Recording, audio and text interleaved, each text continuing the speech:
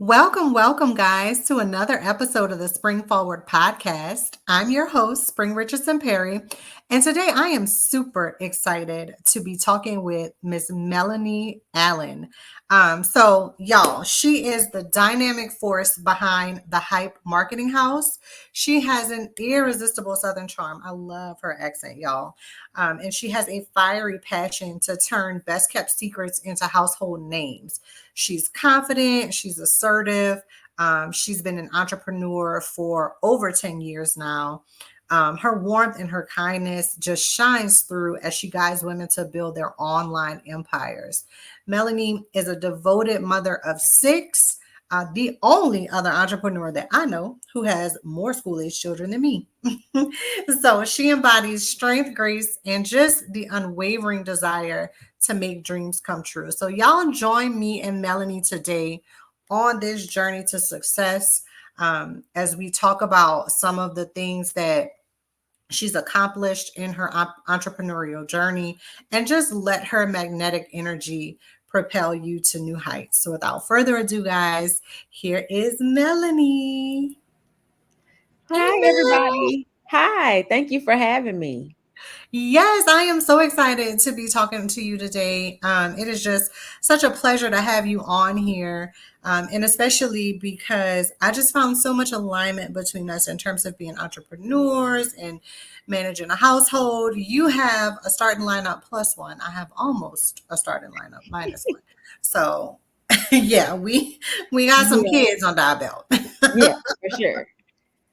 But so I want to jump right in today because today we're going to be talking about business growth, we're going to be talking about marketing, and we're talking about managing business with kids. And so the first thing I always like to do is to kind of start out with your journey. How did you get to this moment in time in business and personal life? What was your journey like? Ooh, it has been quite the journey. So I ended up dropping out of school my senior year. I was I'll say, very rebellious teenager just because I had a very strict upbringing. Mama did not play. Still don't play as an adult. She still don't play with me. But I decided to drop out of school the same day that I dropped out. I drove right across town and got my GED at like the exact same day. And I went and got a job. I went and got my own apartment. I gave my parents back the car that they had got me. I had went and got like my own little cash car. And I was like, I want to be grown. Well, I found out very quickly that like bills are due every 30 days. Like I didn't know I signed up for that. I was like, golly, I just paid rent. What is this? So fast forward, because that was when I was 17. I'm 34 now. I had baby number one. I got pregnant at 19. And I enrolled in college and I was like, woo child, now I got to do rent and diapers. Like, what is this? So I ended up starting an MLM company that one of my friends had told me about. And I got online and I started doing the things that I thought were common knowledge, which was building out your audience, planning out your content, speaking to your ideal audience, because I thought everybody knew those things. And I recruited 1,200 people like in the first week. I hit like 3 records. The company was trying to fly me out to places and they wanted me to teach. And I just thought it was common knowledge because the backstory to that is that my parents and grandparents are entrepreneurs as well. And long story short, my grandma made me learn marketing. She didn't make it fun. She was just like, you got to learn how to grow a business because one day this will be yours. So you have to learn marketing. So I had to learn and get all of my experience from doing it in their business. And so I just thought that this was common knowledge. And I quickly found out that it was not. So how I got into consulting was people started asking me, well, can you teach me like one-on-one how to do this? And so I initially started coaching for free until it took up like all of my free time, all of my off days, because I still had a job. And I said, well, I have to start charging. And I thought I was terrified. I was like, oh my gosh, these people don't want to pay me. They're trying to make money. And I was still just as booked. And so marketing fell into my lap. Honestly, I never had a desire to start a marketing agency. It just made sense to do. And because I had ran other businesses, I've sold some of everything that you can think of as far as products before. So fast forward, I have been full time for this is going into my 5th year. I went full time after baby number 6. As she was a newborn when I went into full time entrepreneurship, and I have loved it. And so I just never went back to work after. Well, I love that. That's really inspiring and really amazing, right? You drop out of school, and the Mhm. minute you drop out, you go get your GED, and then you have to figure it out, right? Yeah, Because nobody told you, because first of all, you didn't let them tell you. And right, so but when you figured it out, you was like, all right, this is what it is. Let me do what I got to do. And right, so I absolutely love that. And that just goes to show you that when you put your mind to something to get it done, like if you have the mind to do it, you are going to do it. So I love right. that. Thank you for sharing that. Of course. So the next thing I want to talk about is about your company's growth, and like Mhm. how did you um how did you accelerate your company's growth? Like, is there like a pivotal moment for you where you were like, oh my gosh, like this is it, and this is how I'm going to, this is going to redefine how I approach scaling up? Right. So when I initially started, it was not Hype Marketing House. It was MDA Marketing Agency, and it was my initials. And it was hot pink. It was neon pink. I was in love with it. That's where I got my start. And then I started getting like higher ticket offers from people, and they were like, I love how you coach, but like I can't take your hot neon metallic pink brand and your website with this glitter on it serious. So I decided to rebrand, because I was like, if they're not taking me serious, like how much money is being left on the table? Like how many people am I supposed to impact? But I'm not reaching them because my brand does not resonate. It's a girly girl brand, and yeah, it's not, it's the nail is not hitting the head. Like we're not crossing the T's with this. So I rebranded into the Hype Marketing House, and I revamped my offers. I am really big on how I help people and how I impact. The investment was insane. My total rebrand, I spent over $65,000, from like the website. I traveled for photo shoots. I hired, like I had a whole team of people as far as a brand manager, a wardrobe stylist. Like I went all out because I was like, I'm gonna do this once. I don't want to redo this every year. I want my photos to be timeless. I want my offers to be timeless. And I want this to like make me grow into the coach that I feel like I never had. So Yeah. yeah, I went all out because I said, this is my space to evolve. I think that's the scariest thing I have ever done in my business, honestly, because I really had to pray about it, and it really challenged me. But my total rebrand took about 9 months to do. 9 months, trips to Atlanta, Dallas, and Miami to get everything done. But we ended up having like a $80,000 week the week of the relaunch, because I really took myself out of the equation. Because when I prayed about it, the message that I kept getting from God was, take yourself out of the equation. And I'm hard headed. So I was like, it's my business. I want it to look like how I want it to look. And I'm always the type of person to pray about it. And then God will tell me, and I'm like, maybe he meant for me to get at somebody else. That wasn't for me. I don't receive that. So then I say, well, Lord, if this is for me, send me a sign. And so it was more like him hitting me upside the head with signs. So finally I was like, okay, I'm going to remove myself. I'm going to really dive into the lady that I need to evolve in order to help and to impact, and for her to grow the business. And what he started exposing me to and the types of clients that he started exposing me to were very different. And so I had to like kind of throw everything away and then like start over, but we were still fresh in the rebrand. So I Hmm. was like, okay, I'm just gonna let God guide me, because what am I praying and putting my worry at the cross for, to just finish the prayer, say amen, and pick it back up? Right, Yeah. right. Ooh, So child, you yeah, said so some I just things, went all 'cause in. I did. you said some things, because that's a little bit of where I'm at right now, right? It's like Mhm. there's a shift happening, there's a pivot happening Right. for me, but yes, I've prayed about it. And yes, just like you, I'm hard headed. Like, this mine, I'm going to do what I want to do.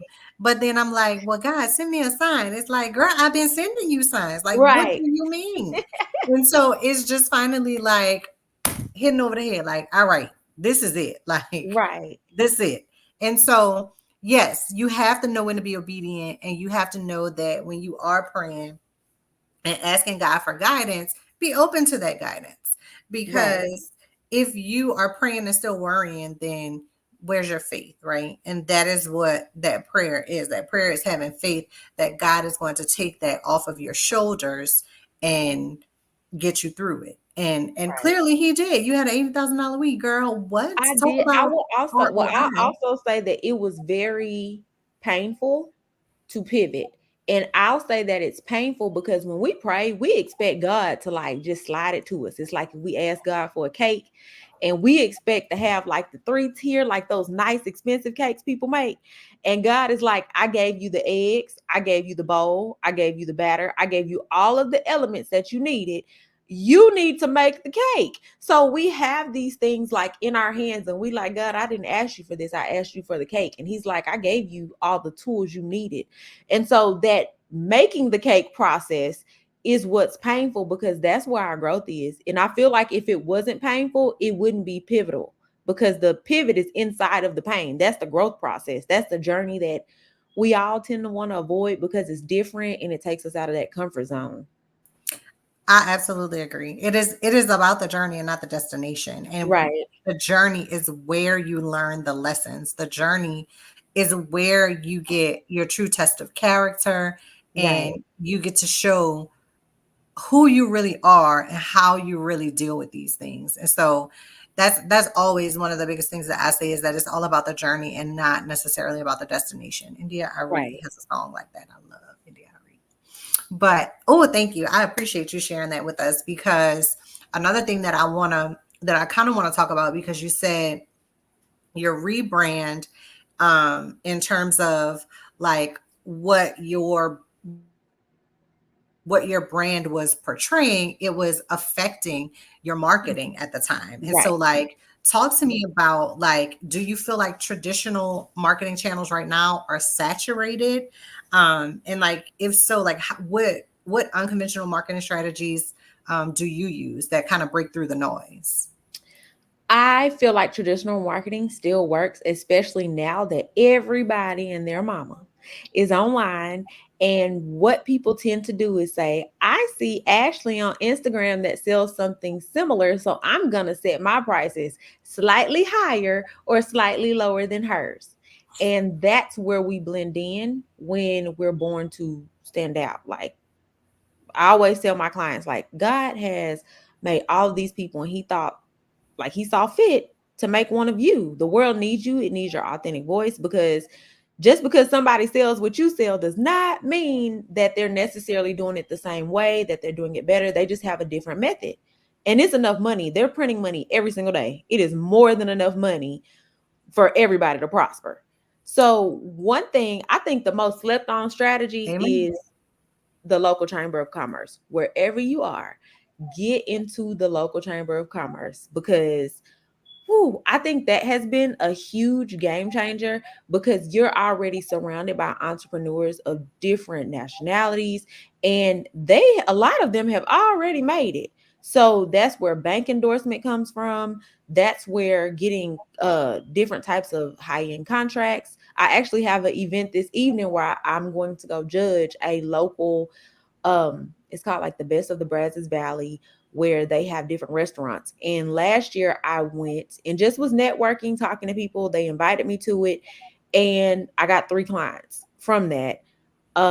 Because I am also very straightforward and blunt. So I would just tell people like, hey, this food is not presentable. While ain't nobody over here, let me help you fix it right quick. And so I did, and it actually closed clients. So I always tell people take your business offline. While there is a ton of money online, there also is a ton of money offline. And I think it challenges a lot of people because people are shy. They're not sure how to pitch. And I honestly don't pitch. I just go in and tell people what I do, who I've helped, and I ask them what their needs are because it's not about me and what I do. It's about how I can help them. And so that's, I think, one of the biggest things. Every year we go to Essence Fest and we take clients to Essence Fest. It's always so fun. And one of the biggest things is guerrilla marketing.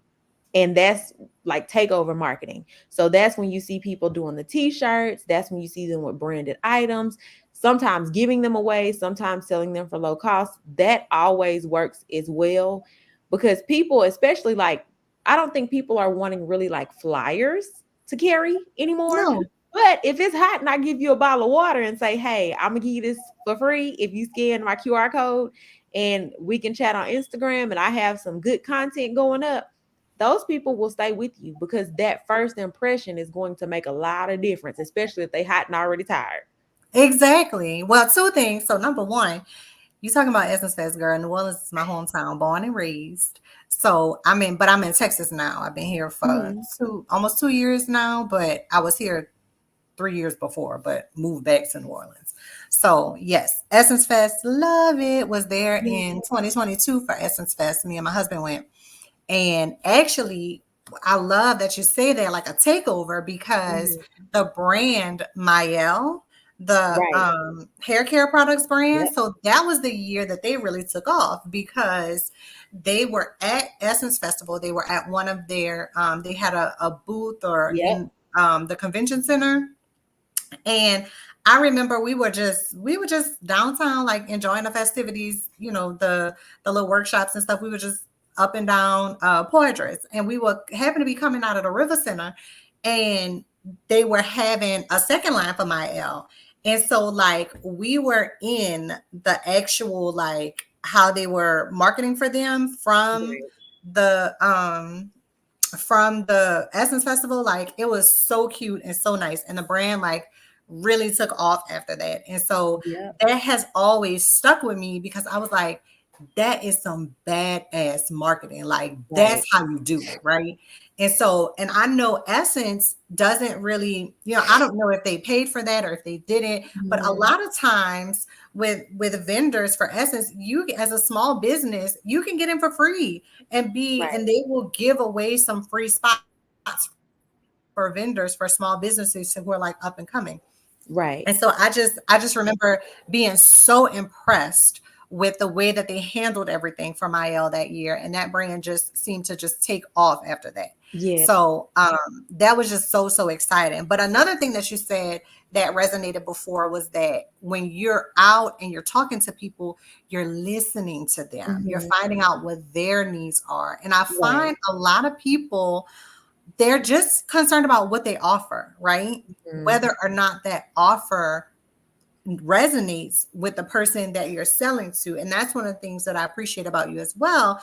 In all of your content, you're always talking about how to speak directly to your target audience. So think about that one person in your head Right.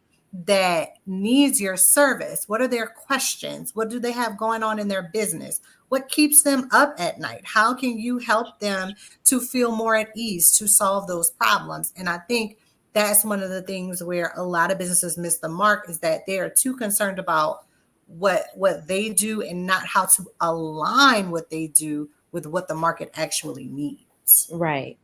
Right. Absolutely. I agree. So good. So I think I love what you're saying about traditional marketing, because again, some people seem to think that that's dead, and ever since the pandemic, people want to sit behind a computer, and I have to say I was guilty of it for a long time, because it's just so convenient. It But is. getting out and really networking with people like face to face, like I was missing that. And so now I've been out and about mixing and mingling again, and I'm like, she's back. Right. Yeah, and it also increases the buying cycle. Like it makes it so fast because you get to meet in person. And Hmm. that experience itself is, and you'll be surprised, like who knows you or who follows you and doesn't say anything. The year we Hmm. were at Essence, they were like, it's the marketing lady. And I have like so many people on camera saying, I saw Hype Marketing House at Essence. And I'm like, I have no idea who y'all are. And I am so grateful that y'all know me, because I am such an introvert that I get on, I go live, I do what I'm supposed to do. My head is always down. So we just don't know who's always watching us. So Mhm. it's always surprising to me that people know me, even Mhm. with bank endorsements. I know you, you're Hype Marketing House. I follow you. And I'm like, okay. Thank you. Yeah. It's always like, okay, I don't even know what to say. It's like with the banks, it's like, oh, you know me, thank you. Let me get some of this business credit. Right. Yes, that part. Heavy on that part.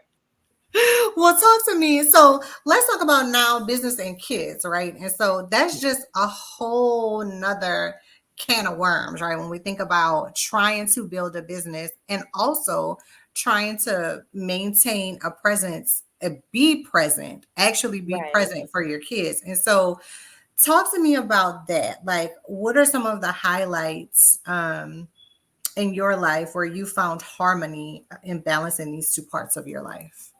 Well, I will first say that once I stopped trying to balance and start harmonizing, life got so much easier because I am such a like deadline type of person. Like I need dinner cooked by this time, they need to bathe by this time, this needs to be done for my client. And I started harmonizing because with kids, especially small kids, we don't know if potty training is going to be smooth that day. We don't know if the older ones is going to have a bad day, if they're going to be bickering and arguing like every day. Some days I'm just like, everybody alive, they ate and they clean. Like today was successful. I'm so glad we got through it. And then other days, it's like I really, really love it when it's good days with multiple kids because all kids have different personalities. So that's what makes it fun. But what I started doing is once I started getting super overwhelmed, like, God, I need to cook for my kids, but I also got 3 clients waiting. I need to do this. And it got really overwhelming. And I remember my husband always gives me like these motivational speeches, but he is very like upfront and blunt.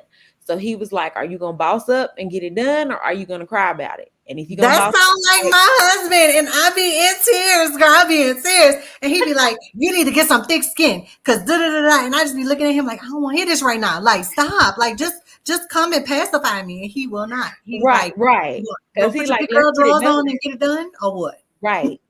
Right. So what I did, because I'm always looking for a solution. If I don't like something, I'm not going to complain about it. I'm like, okay, if I don't like it, what about it is bothering me?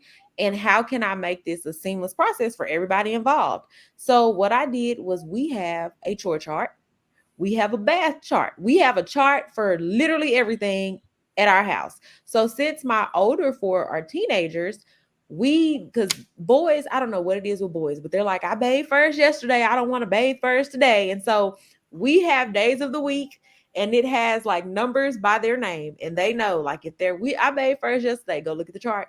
So now they know, okay, it's Tuesday. I bathed first. And then it's like a domino effect. Once you get out, you tell the next person, you make sure you got all your stuff, you clean out the tub, etc. So also I have every bigger one look after the one under them. So my 16-year-old has to help my 15-year-old, my 15-year-old has to help my 14-year-old, etc., all the way down. And everybody kind of just pitches in for the 4-year-old just because she's the baby. So they Mhm. all like kind of think they're her parent at this point.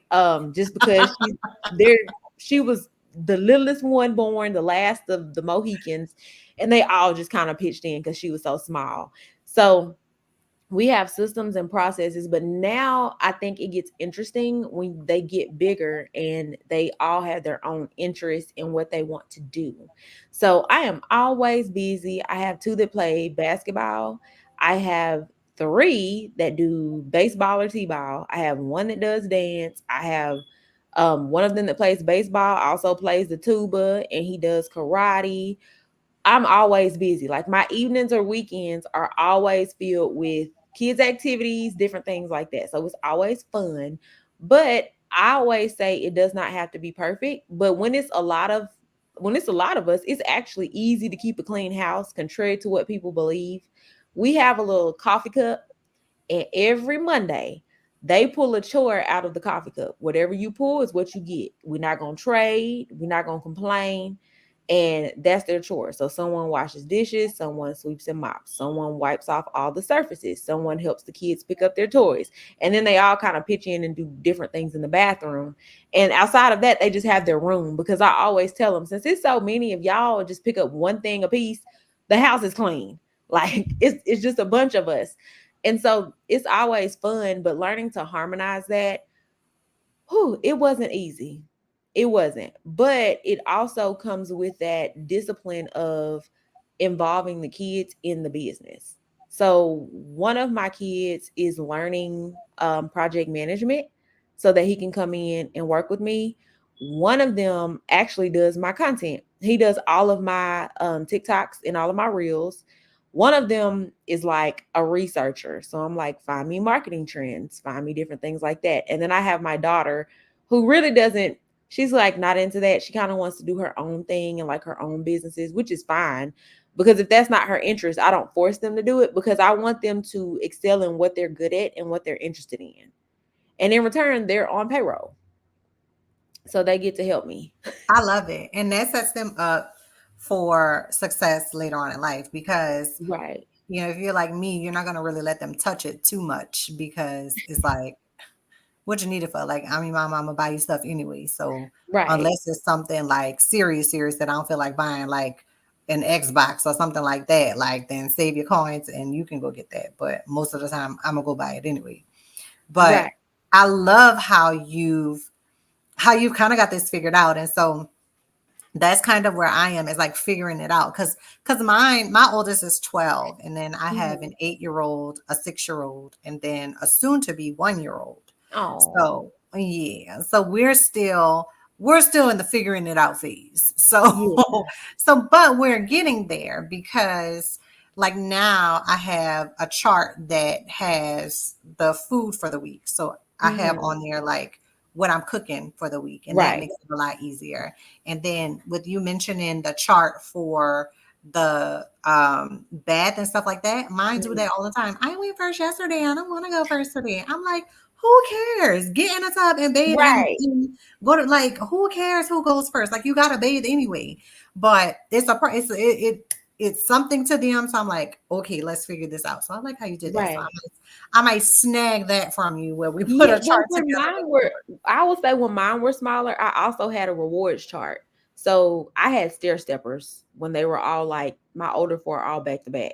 And so what I did when they were smaller, which as teenagers I tried it, they did not care, but I had a point system. So on the refrigerator, if I caught you doing a good deed, I would give you a point. If I caught you doing a bad deed, I would take away one. And I had prizes listed for the points. So every day they were like, I got this many points. I got more points than you. I'm going to get this or I'm going to get that. And it was simple things like 25 points was you would get to choose what we were eating for dinner. 75 was like you get to choose if we're going out to eat. And kids, they're just like McDonald's at some point or Sonic. We had like we would do movie dates or I would take them on a park date or skating like Jump World, but like they could choose. And then when they got to it was like 100 points, I would get them like Walmart used to have, I don't know if they still do, but they had like $50 kids tablets that already came with like the case and stuff. So at 100 points you can get a tablet. At it was like 250, I would get them a Chromebook. And that they like really thrived. But the catch is you can't tell me that you did something good because good behavior doesn't always have to be rewarded. It's a way of life. That's who you should be as a person, helpful and looking, to pour into people from your overflow. So don't tell me that you did it. Let me notice it. And those were the types of things that I did for them.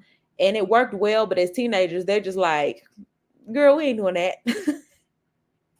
Yeah, as teenagers, it gets harder to keep them motivated because Yeah. they have their own little stuff as teenagers. But when they're Right. little, like that makes a huge difference, and that gives me another idea of what to do with them. Because Right. girl, they just the younger two are stair steps. Because my 6-year old he'll be 7 in July, and so keeping them from bickering, like that's Yep. the thing for me. Oh my gosh, girl, that's like, ugh. But yeah, so I love that though, the way that you said you harmonize instead of trying to balance, because Mhm. that's really what it takes is just meshing the two together. There's really no way Right. around it. So, Right. well, so now I kind of want to talk about this digital age that we're in because, Mhm. like you said, traditional marketing is not dead, but we do live in a heavy digital age right now. Right.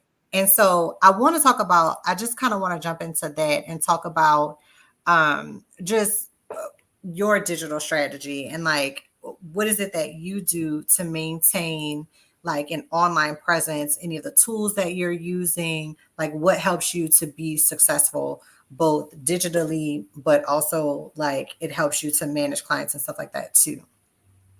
Systems and processes.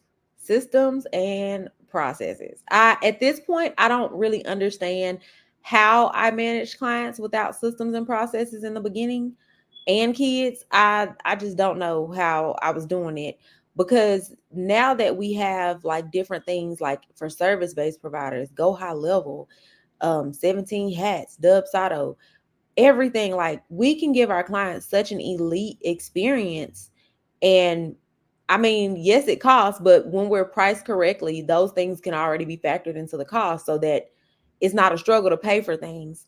I will say that I do not plan my content. I think that surprises people, because sometimes I will show up 9 times a day and people are like, you're always in my head. But when you know who you serve and you cater your marketing to that type of person, your content, your offers are catered to that person, it's easy to talk about those things once you really get a deeper understanding of the person's buying habits. Like, I am so detailed with who I serve. I know that these women like wine. I know that they tried Taylor Port when it came out. I know that they watched BMF and they watched P Valley. Like, although it wasn't like, oh, it's Sunday, it's coming on, it was still like, okay, I have some downtime. Let me go ahead and catch up on all the Queen's Men. I know where they like to eat at, where they eat when they're splurging. All of those things matter, because if we're trying to sell to everybody, we don't resonate with anybody. And that's a huge thing. And I think it's the most skipped part, is who we serve, because we tend to look at the demographics and the age, race, location. I don't really care about the demographics unless we have a brick and mortar. I need to know your buying habits, your mindset around the solution I provide, and I need to know your spending power. And that way I can like have a conversation, because the girl who is buying $1,000 wigs has a completely different mindset, buying power, a life experience than the girl who's getting like the $20 one at the local hair store. They're two completely different types of people. So two different types of content resonate. Not like both can be somebody's different ideal audience depending on what they offer and the price points, but you have to understand like what this person needs to see. And I think that's why a lot of businesses cater to people in the beginning phases, and that's where all the competition is at the bottom. Like, we need more people who serve at elevated levels. It's not that people need another degree or another certification. They just need to understand how they serve and start communicating with that person. um as far as strategy, whew, I have a team now. Thank God. Thank God. So, one of the biggest things that I learned, because honestly, my first year having a team was 2 years ago. This is my third year with my team, and I hired all wrong. I will never forget that I looked back at the end of the year and I had spent over $80,000 in payroll. And I could have just fell on the floor because I was still pulling all nighters. Sis, let me tell you, I know the feeling. When I had someone who I worked with in the beginning when I was just starting out, and I had someone who was supposed to be my business development person. Hmm. And it just did not work out. And like Right, when I looked over, I didn't spend 80,000 in payroll, but I spent a good amount. right, And I was still like, man, like, it just hurt my heart because I didn't get the return on my investment that I needed. And right. so a lot of that, I think that's a learning experience for every entrepreneur, like when you make hires, right? Because a lot of that had to do with me, myself, clearly Hmm. defining what I need Right, so that they know how to get you that. But then also, the person that I hired was a friend. She's still a friend. And like, hmm, we had a little moment, of course, where it was right, like, but right, we talked about it. We had our come to Jesus moment. We cried about it. And now that's behind us. But I learned so much from that because it's like, I have all these things in my head. And as entrepreneurs, that's how we are. We're constantly thinking about the next thing, how we're going to do this, how we're going to do that. And in our head, it makes sense, but we have to get it out of our head and onto Right. paper. And we have to make it make sense for that person to actually execute it. And Right. that's where I learned the most, because I was just like, I cannot do this again. And when I hire somebody, I need to make sure that they know exactly what it is that I need them to do so Mhm. that it gets done. But then as Right. entrepreneurs too, it's like we need to identify what Right. is, you know what I mean? Like what's Yep. most important to us. So yeah. I'm Yeah. I'm with you, girl. So what I did was I call it our hype playbook, and Hmm. I started documenting. And I mean, when I say documenting, my kids could probably follow my workflows. It's really like go to this website, hit the green login, enter this, hit the submit. And it's like broken down like that because I said I can't hire if they're like, well, how do I log into this? Well, and then Hmm. I'm like, okay, well, do I give them my master password? No. So I started looking up different things. So I use LastPass. All of my team is in LastPass. So LastPass.com is free. And for those of you wanting to build a team, you put all your passwords in there and then you grant them access. They don't see your actual password, but what it does is it gives them an API key to log into things. So if you have to fire somebody, you literally just log in, click revoke, and they can't get into it ever again. It doesn't matter if they had it on the browser currently, it's going to log them out. So I now have a team of 17 people. Oh, Whew, wow. I am still blown away. I'm like, okay, God, you're taking me kind of fast, but I'm ready. So I do. And managing a team and clients is not easy. However, we typically use Go High Level as my CRM. So my tech team runs that. And then I have like my assistants who come in, they're front facing, and we go in and I have that playbook so far built out that everybody hits their tasks. We have meetings once a week and it makes it really easy. Of course, sometimes we hire and they're not ideal, but my rule of thumb is hire slow, fire fast. So I Hmm. run a tight ship like I would with my household. Like if my kids can't come in and jump on my couches, y'all can't come in and jump on my virtual couches of my business. So Hmm. what I do is 3 strikes and you're out. You got three, and that's after I've trained you. I've no, we don't collect red flags. You got to go. We can't afford losses and different Mm-mm. things not being done. So I run Right. a very tight ship. That's good though. Yeah, that way I'm able to focus on positioning as the thought leader and Hmm. staying in a place to create an impact because I don't have to worry about things. My team has been very well trained and also client management systems. So even though Go High Level has that, I am not a techie person, but I like good systems that help keep me organized. So we also recently moved from Slack to Basecamp, where all my clients are in there. I can give them to-do lists. All their links are in a place. It's really organized. So that's how we all run cohesively. It's like our central hub outside of Go High Level because we don't want to play telephone. Like, hey, this client said this, and now they may not have given all the details, and we don't play telephone. It takes all of that out. So growing really looks like having a system in place, and that's how I can show up so easily because everything on the back end is being done. That makes sense. That makes perfect sense because, without the correct systems in place, I mean, how do you function, right? And Right, when you think about big businesses like AT&T, like right, Spectrum, things like that, like they exist with systems. mhm, They have specific right, processes for specific things. And so if you want your business to be successful, model it after a successful business. So right. I love it. Well, so finally, I want to just jump into advice that you would give just any entrepreneur, whether they're new, whether well, no, let me be specific because we talked about new entrepreneurs having Mhm. advice for them, and then those who are seasoned but just need a little bit of extra help. And so I want to focus on that entrepreneur, right? The person who's got skin in the game, but they've hit this ceiling and they're trying to get to the next level. What Right. advice would you give them? Woo. My top three pieces of advice would be: number one, pray. Pray about your business, write out your goals, be very specific.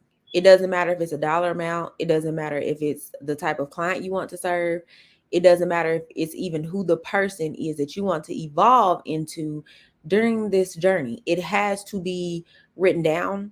Look at it every day. Let it scare the living daylights out of you, because if it doesn't scare you, you're not thinking big enough. That's the first thing. The second thing would be: align your offers with who you want to serve. Look at what people are buying. If you don't know, ask questions. An easy resource is answerthepublic.com, completely free. Type in your niche, it's going to tell you everything that people are already Googling related to what it is that you sell.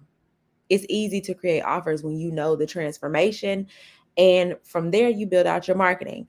My third piece of advice is: give yourself grace. It doesn't have to be perfect to launch, it doesn't have to be perfect to sell. We are not perfect people, but remind yourself that you are made in God's image. So where you are now, the current situation is not the final destination. Give yourself some grace to grow. It's okay if you make mistakes, take some L's. Well, I say I take lessons. I don't take losses. Regardless, I'm gonna learn from it. So give yourself that grace, because God called you to this, and that's why you're probably watching this podcast. That's why you follow Miss Spring. So God called you to this, and He's gonna get you through it. So I know we didn't all probably try to throw in the towel, and God is like, "Nope, take it back. I gave you this, and this is why you can't get it out of your head." Answer that calling. Your purpose is inside of that. The funds you desire, the people you want to impact, the life you desire, the blessings that you've been praying for, all of that is inside of that purpose. So we can't avoid that part. Just go ahead and answer God. It's some people you're meant to be attached to, assigned to, and aligned with, that God is just going to put it in place. But He's waiting on you to take that first step and say, "Okay, God, I'm going to give you the wheel all the way. I'm not going to try to steer from the passenger side. I'm going to let you drive." And He is going to come in, and you just going to be like, "Wow, like I prayed for this and God is just showing it to me so fast." But you have to give yourself that grace. Yeah, that's the part right there that I think a lot of us forget to do, is give ourselves that grace, even for me, Right. because this, I feel like I started all over with a new baby, right? Because my Mhm. youngest is, before her, 6 years old. And Yeah. so, whoo, child, I'm just like, now it's like I'm starting it, like I feel like I'm starting all over again, because I am. Right. And Yeah. with a baby, with business. But the thing that's so different for me is that with this baby, she's going to have a completely different life than what Right. they experienced, because her mom is not working somebody else's full-time job. My Right. time is my own. I do what I want when I want, even though I have a schedule and systems and processes that have to be adhered to, but I'm in control of that. And Right. so, you know, it's it's really about what we want, like you said, being specific about your goals, what you're asking for, and then just aligning yourself with it. So I'm so Right. thankful for you, Mel. Like, I really appreciate you for being here today, Thank for, you. yes, for giving us your wisdom and just your vast knowledge as it pertains to marketing. But it doesn't stop there, because she does other things. So, really quickly, I want you to tell them all the things, Mel, all the things that you do. Woo. Okay. I am also a project manager. So I come in and help people build teams. I do their campaigns, their marketing strategies. I also do coaching, consulting, brand management, and even the techie parts. If you're like, "I know I need a system, but girl, I don't know what to start with," we do all of these things for you. And I think that's really my purpose. I feel like people don't need, at this level, more coaching. They need more execution. They need the Mhm. implementation part done. And that's what me and my team do. We are implementers. So not only do I do your strategy, I will do it for you. I love it. If people want to learn more about you, or even if they want to inquire about your services, how do they get in touch with you? Well, you can go to my website at hypemarketinghouse.com, or you can add me on Facebook where I'm most active at Melanie Allen. And yeah, I respond back to all DMs myself, and I answer all applications and inquiries myself. My team members do not do that. I like to really get in touch with who I serve. So I do that part myself still. I always will. She does, y'all. I promise. I promise she does. So thank you so much, Mel. I Thank really you. appreciate you guys. I hope that this episode was informative to you. I hope that you've taken some gems because she dropped so many today. So I hope that it definitely helps you spring forward into excellence. And until next time, guys, on the Spring Forward podcast. Bye.